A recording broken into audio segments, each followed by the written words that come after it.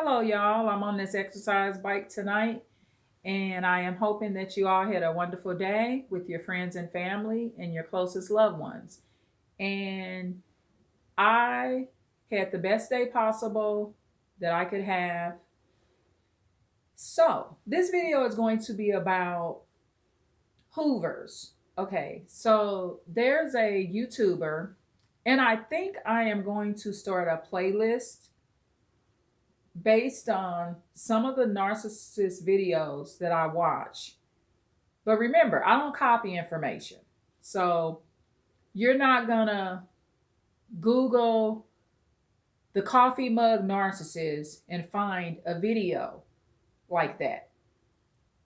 Okay, I'm just giving an example. So for those of y'all that are subscribed, and I thank you so much for your subscription, even though I don't have a million subscribers, thank goodness, because I couldn't handle that, y'all.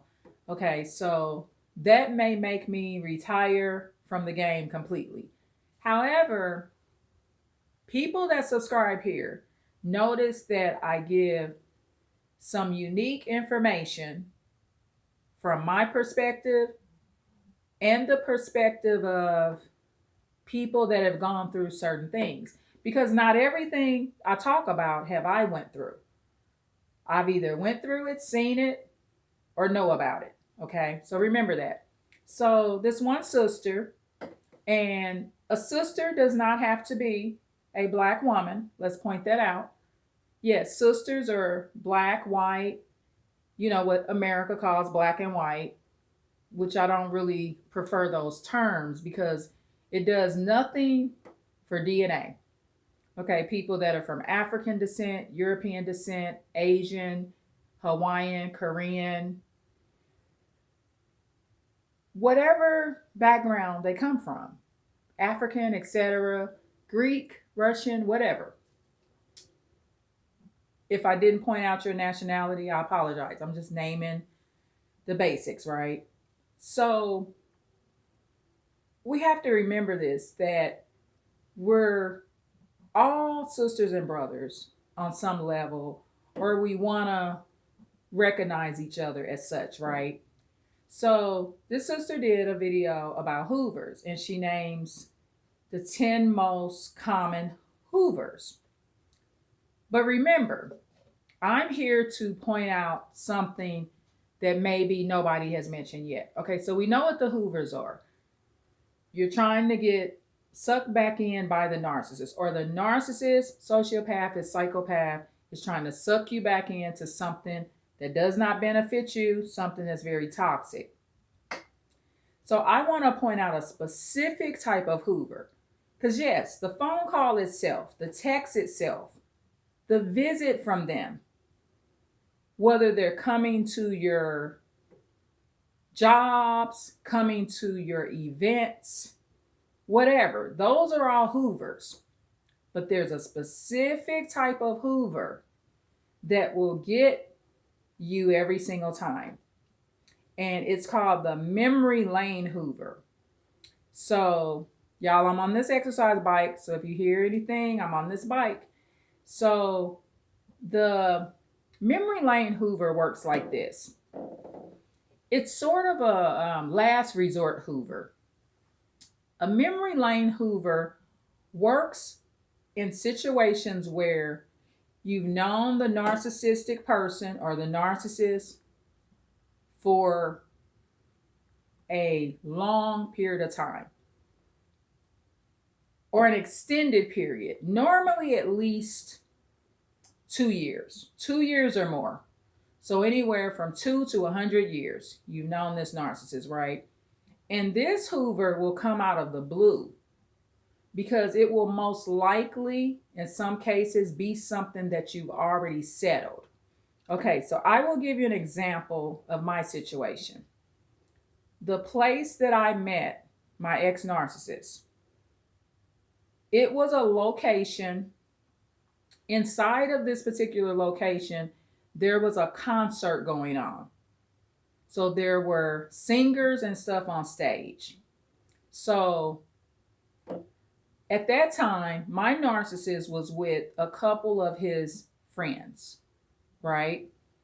And the first particular day or night that I met the narcissist at this event, I was there alone. I was not there with friends. I went out there to this particular place to grab something to eat, see a concert that was going on indoors that was pretty much free, that went along with your entry or whatever. I'm not sure if it was free or not. I know it was part of what was in the building, right? So, going on with this is when I met the narcissist. So, what happened was when the first discard happened and the narcissist ghosted, fell off the face of the map, at that time I did not know this was even a narcissist, right? I'm thinking this is something very special. And it was very special. That's why I'm here. So we can always turn something toxic into something good. So I remember the narcissist and I never went back to that place. Even if we went out in public, we did not go back to the location that we met ever. And that's by design, right? So the reason the narcissist does this by not going back to the location that you two first met, in my opinion, it's a form of a punishment. And it's also because the narcissist is showing you that he or she lacks empathy already. Because think about it, regular customers, not customers, regular couples. You can tell I work with customers way too long, y'all. You notice how I said customers? I'm so crazy. So, regular couples, okay, they will oftentimes visit, if possible, if they're in the same state of the place that they first met, they may from time to time go visit that location. So, say for example, a couple met in college, and that college is in their hometown where they're married and residing. They may go together sometimes and go hang out with or meet up with old teachers that were at the college. Maybe this particular couple had classes together and they had their favorite professors at this college. So that empathetic couple will go back to that college because that's part of their beautiful memory of meeting because they met in college, right? However, when I look back on it, that was one of the signs that I was dealing with a narcissist or someone that's at a minimum narcissistic. Someone that's narcissistic just has a drop of empathy, not very much of it. So, myself and my ex narcissist, we did not go back to this location, right? Never. We never went back to this location, even though we went out to other places. So, what the narcissist is showing is that he or she lacks empathy. They're not connected with you.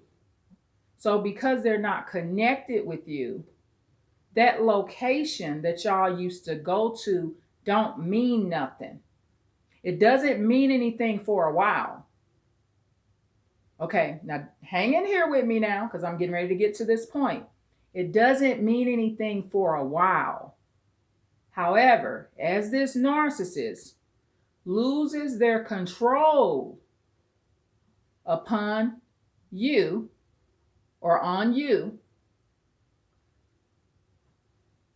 they have to pull out the memory lane Hoover. Okay? And the way this is done, it's not by taking you to that location. So the narcissist is not going to wake up one day, knock on your door, and say, let's go to the location that we first met at. Because remember, narcissists are very fearful of the attachment in general. They avoid attachment at all costs. That's one of their problems. Their inability to attach and their lack of interest in properly attaching. And this could even be with their own mama or daddy, especially if you're dealing with a psychopath. Okay, so a psychopath is going to struggle even more with this because of the psychopathy. So the memory lane Hoover kind of works like this. This is how it worked in my situation. So the narcissist made a phone call to me, right? And let me point this out too. The narcissist is not taking you to the location where y'all first met, but this narcissist is still going to this location with his or her friends. So let me point that out. You're not going, even though the narcissist goes other places with you. And the reason the narcissist is doing it this way, this may be the narcissist spot where he's pulling in new victims. So this particular concert location, this particular restaurant that you met this narcissist at, this is his stumping ground and his main point of pickup for victims. Okay? And think about it. It's something like a concert. You can pull in a lot of different type of victims. You can get the school teacher there. You can get the government worker, the Uber driver, the drunk, the not so drunk, the heroin addict, the business owner. There's a variety of people at concerts. Religious people go to concerts. You got so many victims that can be picked up. So this is what the narcissist does. This is when the narcissist is losing a lot of leverage on you. So he has to pull this out. This is one of his last hopes, this memory lane Hoover. So in the beginning, when the narcissist, we never went back to this particular location, right? I went back there by myself at one time. When there was a discard done early on in the relationship, I went back there. And it was a very sad moment for me that particular day that I went back. And it was sad for me because I had this wonderful memory of meeting this narcissist at the time, not knowing he's a narcissist, not recognizing he's a narcissist. And he was not there with me. I also told the narcissist that I went back there where we first met, and I thought of the wonderful moments of when we first met. At that time, the narcissist communicated with me through text. So that's a heartless way to communicate with somebody, y'all, when they telling you they at the spot that y'all first met and they miss you. So, but that's what narcissists are. They're heartless. Some narcissists are heartless, okay? So,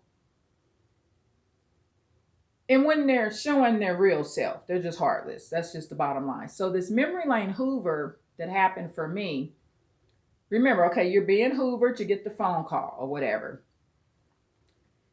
In my case, the narcissist is no longer coming in my home. It doesn't happen. You can Hoover over the phone. You can do whatever you want to do, but you ain't coming in the house. Okay. And I don't care what the situation is. You just not coming, period. So this memory lane Hoover, this is how it went down. He tells me this. He says, well, you remember such and such. I don't want to say the person's name. This is one of the friends that was with him hanging out the same night we met, right? And this particular friend actually asked to dance with me, his friend. I refused to dance because I'm loyal. So if I'm out, I'm only going to dance with that one man. I'm not like that. I'm a very loyal person, right? And woman. And in my particular case, the narcissist I was with, he prefers loyalty. That's one of the things that attracted him to me, and also gives him notice that I'm going to be a great supply for him. He didn't want a woman that's all over town sleeping with everybody. He's not looking for another narcissist where she got a bunch of supply like he do. He wasn't looking for that. His type is loyal women. So that's what I presented to him. And so that made me a great supply source for him, right? At that time. Now, I did not stay a great supply source, but I was at that time when you look back on it. So the memory lane Hoover is the narcissist tells me, you know, such and such, you know, was reminding me, we were at this location and reminded me and told me, this is where you met the advanced insight lady at, right? And of course, this narcissist, I pray to God that he don't know about my YouTube channel, okay? This is not a YouTube channel I've told him about. But this is what he says. He says, this is where you met her at, which is talking about me. Now, think about it. If that's true, this is how far gone the narcissist is. This means that he didn't think about me when he's there. Or if he thinks about me, it's very rare. So this is how little empathy the narcissist may have. His friend has to remind him of me.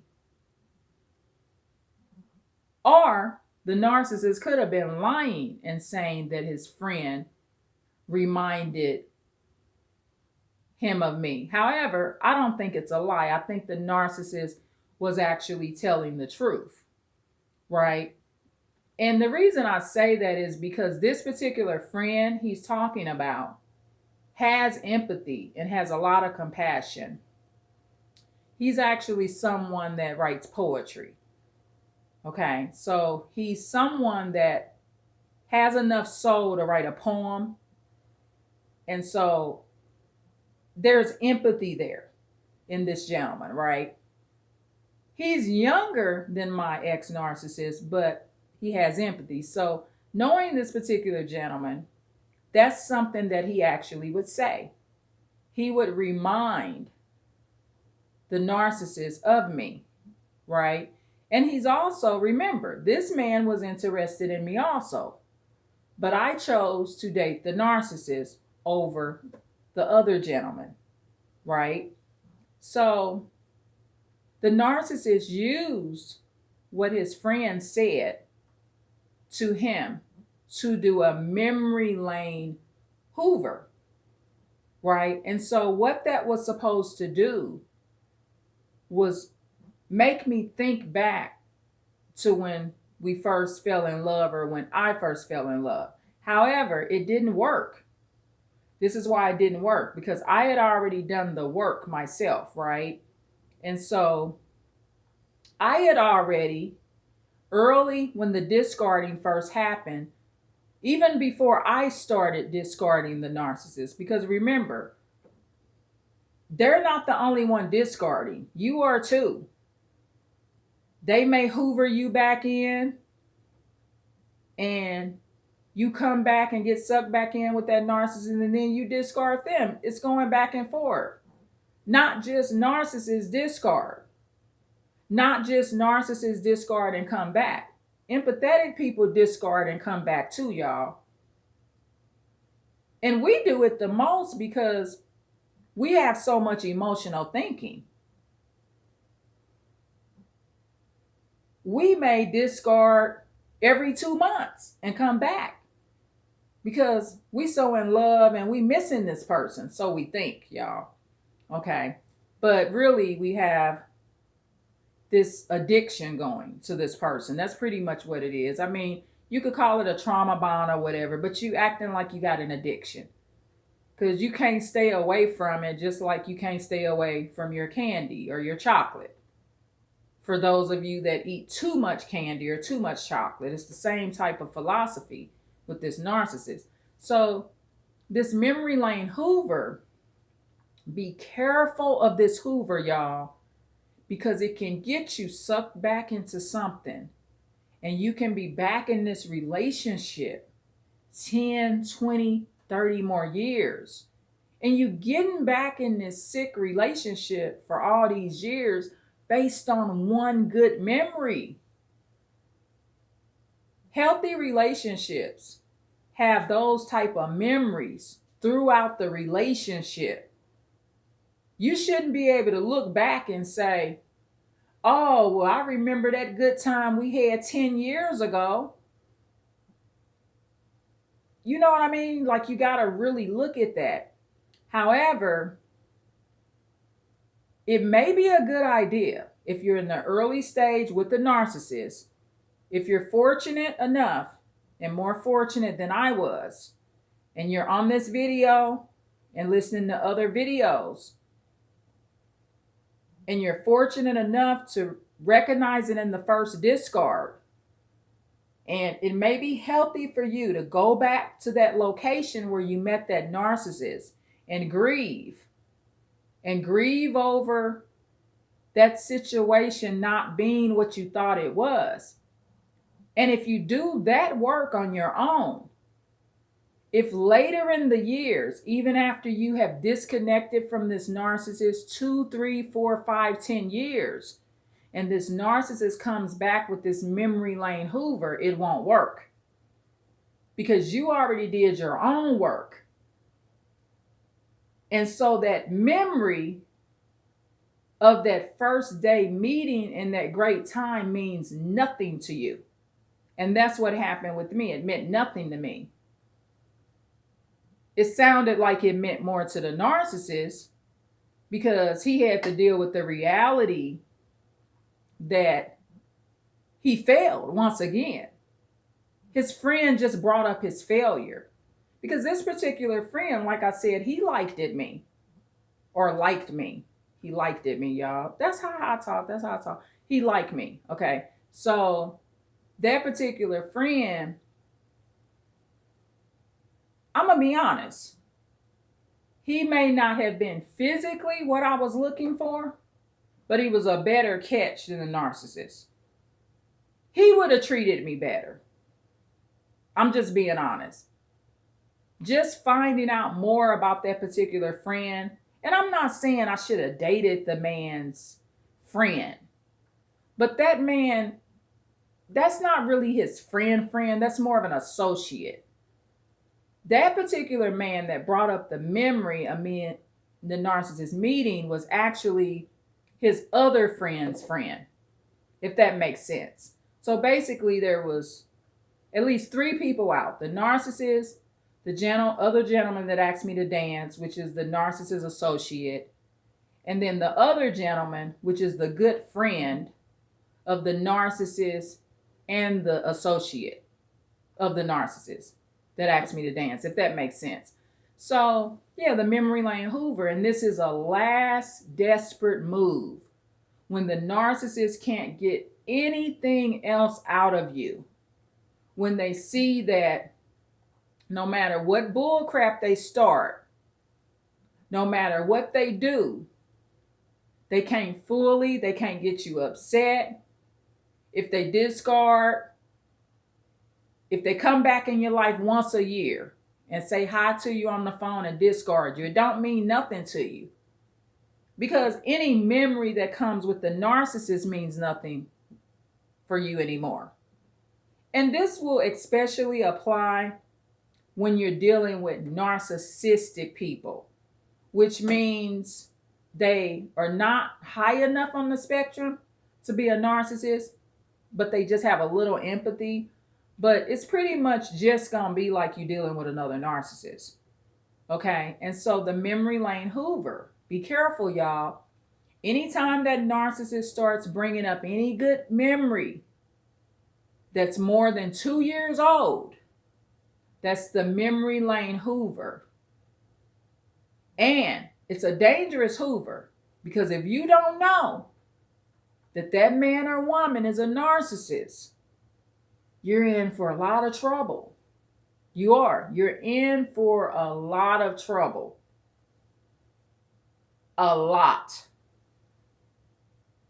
Because you're going to be pulled back in something that narcissist don't care about anyway. I mean, in my case, the narcissist associate had to bring the memory up. So what that associate did was put me on that narcissist sphere of influence. He brought me on that narcissist radar. That narcissist probably didn't even care. That narcissist might not even care if I went there and passed out and died. I mean, you just don't know how people think. He probably don't care. That's why we never went back there. A person that really cared would have took me back there. However, that's past. That's past tense. Who cares? I wouldn't go back there with the narcissist anyway.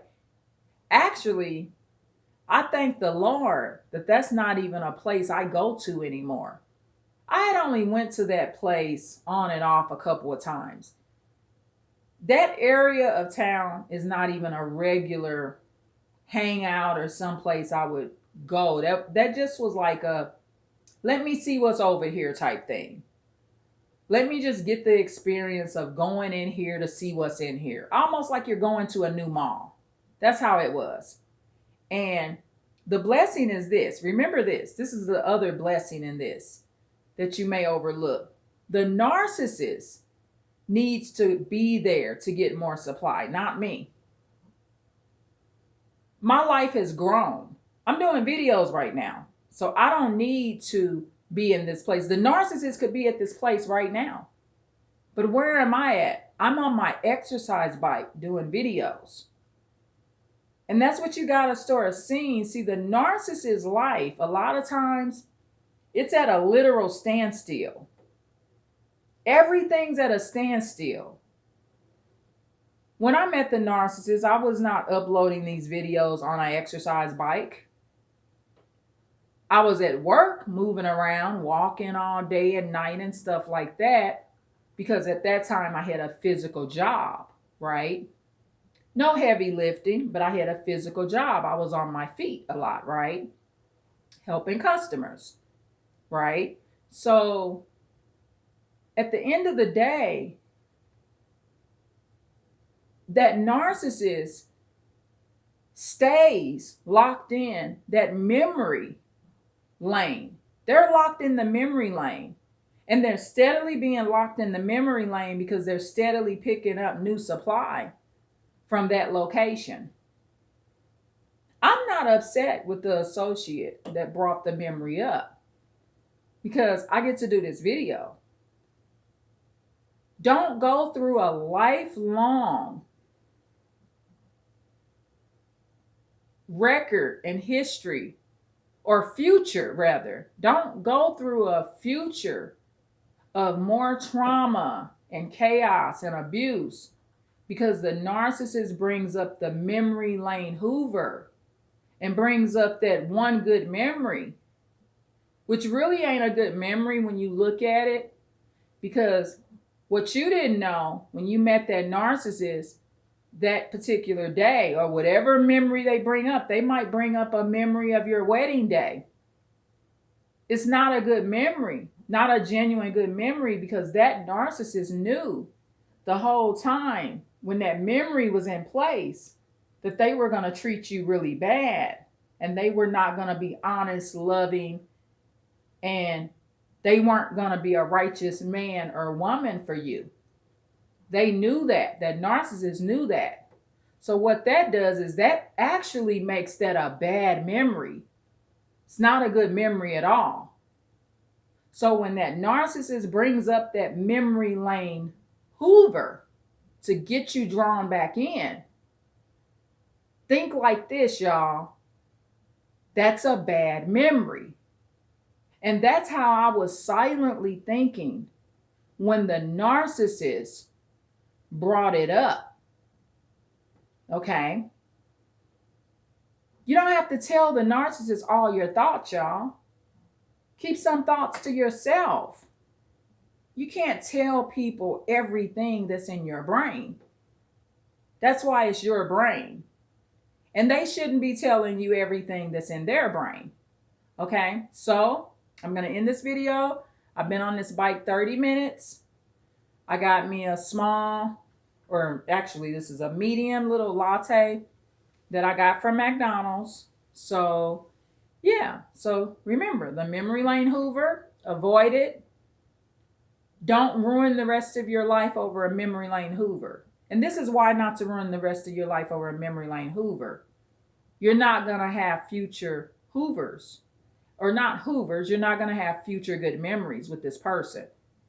You're going to have that one memory, and the rest of the memories are going to be like nightmares. Okay? You're going to have this one memory lane Hoover. You're going to get sucked back in, and then you got all these nightmares. The rest are nightmare memories. You already got enough of those with the narcissist. That's why you never relied on the memory anyway.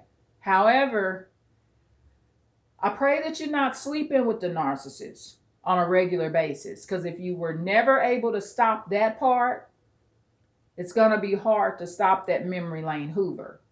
Okay, so this video is to bring awareness, and I love y'all. Please like, share, and subscribe. Share this video, y'all. Again, please like, share, and subscribe, and I hope this helps you. And this is the memory lane Hoover. Bye.